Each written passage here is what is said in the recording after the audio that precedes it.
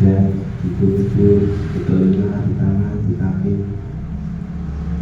Itu dilatih. Bahkan ya itu sempat menyampaikan, kalau bisa dilakukan di telinga itu sering-sering juga. Karena kalau kita tidak sering melakukan, itu nanti akan banyak yang masuk. Nanti suatu saat itu akan menjadi bom waktu. Ini menyampaikan. Jadi suatu saat semua bisikan-bisikan itu mungkin bisa kita redam saat ini, tapi suatu saat nanti akan meledak-ledak. Jadi tidak ada apa-apa, mungkin langsung gampang marah, gampang emosi. Itu karena di dalam. Makanya kalau ada yang merasakan tidak enak di tubuh, tadinya biasa-biasa saja kok merasa kayak ditusuk jarum atau kepala pusing dan lain-lainnya, rupiah mandiri, buka. Kalau tidak bisa, video call sama guru. Mas, rupiah, video call aja. Nanti disiapkan air, barang kita siap-siap. Jangan sampai dipendam. Nanti kalau kita pendam terlalu lama, nanti akan menyatu di dalam tubuh kita. Nah, itu akan sulit nanti. Sesuai menyatu dalam tubuh menjadi darah daging. Nah, ya. Dan juga khususnya mungkin yang dulunya pernah pengamal keilmuan, saktian, kekebalan, pengisian dan lain-lainnya dibersihkan, diikhlaskan. Kalau tidak, nanti kalau pas ada dunia akbar, nanti akan ditarik oleh yang tidak rasanya. Kemudian jin koren yang belum diislamkan. Soalnya juga berpengaruh. Jin koren itu mendampingi kita dari kita lahir ke dunia ini sampai nanti kita mati. Kalau tidak kita islamkan, dia akan terus membisiki hal-hal yang buruk. Dan kalau kita sudah islamkan, dia akan membisiki yang bagus-bagus. Yang betul. Jadi diperbaiki lagi ibadahnya, mandi tobat, wudu, sholat yang terpenting itu. Syukur-syukur nanti kami mau lanjutan bikin fondasi, kemudian puasa, itu kami bisa merasakan. Jadi harapannya itu kalau bisa selamat semuanya. Bagaimana kita mau menyelamatkan orang apa itu selamat? Mungkin pada contohnya, mungkin orang tua, kakek, nenek dan lain-lainnya mungkin disiksa di akhirat. Bagaimana kita mau menolong? Kira selamat itu. Paling tidak kita harus selamat dulu. Kita harus berupaya, kemudian paling tidak punya derajat di sisi Allah. Sehingga kita berada ini paling tidak bisa nego untuk menyelamatkan orang tua, keluarga dan lain-lain. Jadi kalau ada bisikan ini langsung fokus makan. Tapi kalau sama kok badan tiba-tiba lemes ngumpul sama dulu-dulu itu kadang benturan energi kita.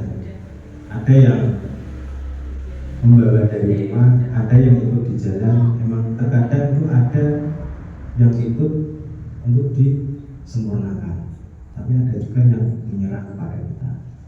Nah, kita kalau kita sering-sering mediuman, nanti akan bisa sering merasakan. Jadi kita mediuman itu ya kita niatkan saja menjalankan arahan dari yang lain. Jadi biar nanti hasilnya apapun itu jangan menjadi beban. Soalnya banyak juga saudara-saudara kita itu yang kalau mediuman itu tidak mau.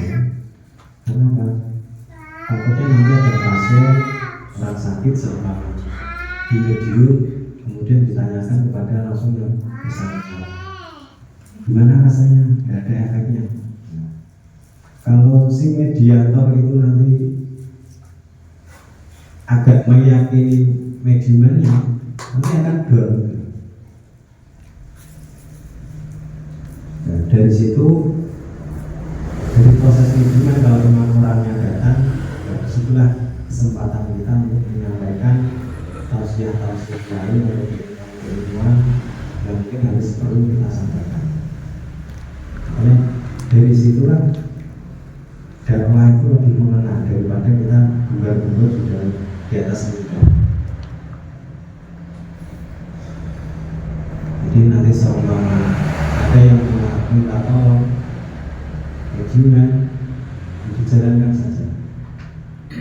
Orang itu minta tolong kepada kita itu bukan karena tiba-tiba, itu juga karena digerakkan oleh Allah agar kita itu juga belajar. Jadi nanti biar kita itu juga merasakan. Mungkin itu dulu, mungkin ada tambahan atau pertanyaan sebelum acara selanjutnya.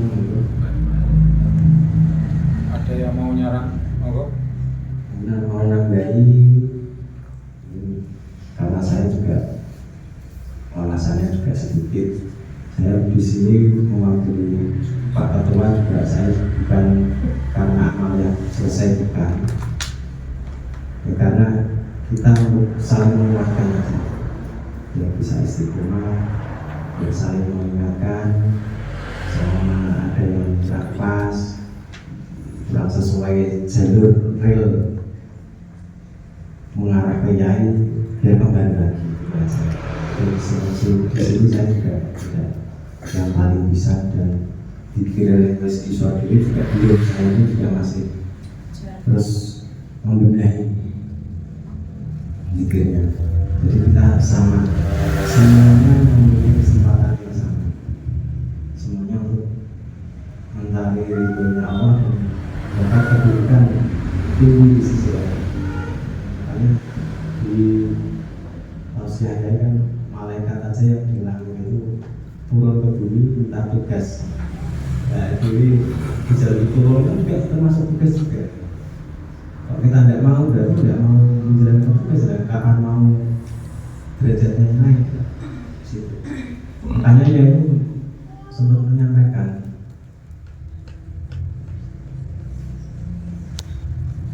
semakin banyak, serendah-rendahnya wali adalah wali bos. Wali bos itu wali penolong. Nah, dia orang tahu nolong, nah, dia itu tidak punya derajat tingkatan di sisi Allah. Makanya kita ini sering-sering menolong orang, tapi udah usah orang udah minta-minta gini kita langsung butuh-butuh, ya kita harus seleksi juga, hati-hati. Kalau orang itu sepemahaman dengan kita, kalau jangan nanti malah debat kan, harganya juga. Jadi kalau ada orang yang curhat pada kita, saya punya metode ini, yang mau ngaji bareng saya, wes enak-enak, mangan enak, apa enak, itu aja. Jadi kita ajak sebanyak-banyaknya orang, makanya ya itu mengajak semua orang itu biar selamat dunia akhirat itu.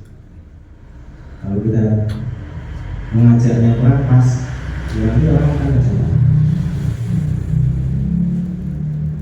Kita tidak usah maksa orang harus ikut kita. Yang penting kita mengajak aja, kalau orang itu ikut atau enggak, urusannya Allah. Mungkin itu dulu, ada yang bertanya masuk apa-apa ditutup. Yang mau tanya, ayo. Amalia atau yang lainnya untuk